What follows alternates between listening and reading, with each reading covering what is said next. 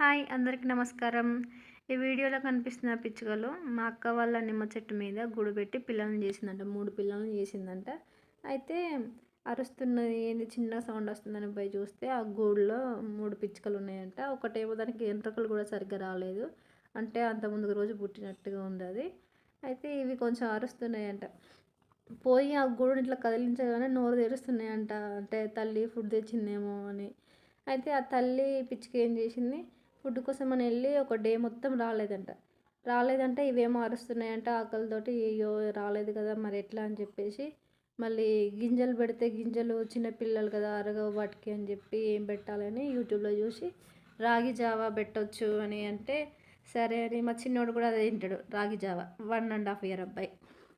అయితే ఆ రాగి జావా వీటికి సిరంజి తీసుకొచ్చి నోట్లో పెడితే తింటాయని ఇంకా స్టార్ట్ చేసిళ్ళంట. మంచిగా తిన్నాయంట. తిని ఇక అట్లా కడుపు నిండాక కొంచెం పడుకున్నాయంట. తర్వాత రోజు వచ్చిందంట తల్లి పిచ్చుక. వచ్చి ఏం చేసింది, ఇవి మోషన్ పోతున్నాయి కదా, అది వచ్చి కాసేపు ఆడి అటెగరి పిల్లల్ని చూసుకొని ఆ మోషన్ పోతే ఆ మోషన్ తీసుకుపోయి దూరంగా తీసుకుపోయి పడేసి వస్తూ ఉంటే మా అక్క చూసి గమనించిందంట. అమ్మో మూగజీవులకు ఇంత తెలివి ఉంటుందా అసలు, ఇంత నీట్నెస్గా పిల్లల్ని ఉంచుతున్నాయి అనుకొని ఇక తర్వాత అనుకుందంట. తర్వాత మళ్ళీ అది ఇదే ఆహారం తీసుకురావడానికని పిచ్చుకెళ్ళిపోయింది. మళ్ళీ అరుస్తున్నాయంట ఆకలితోటి.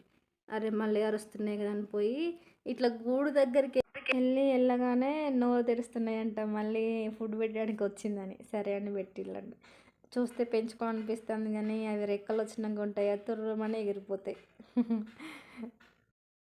ఇక ఫుడ్ రాగి చావ కదా బాగానే డైజెస్ట్ చేసుకున్నాయంట, మంచిగా తింటున్నాయంట. Thank you for watching.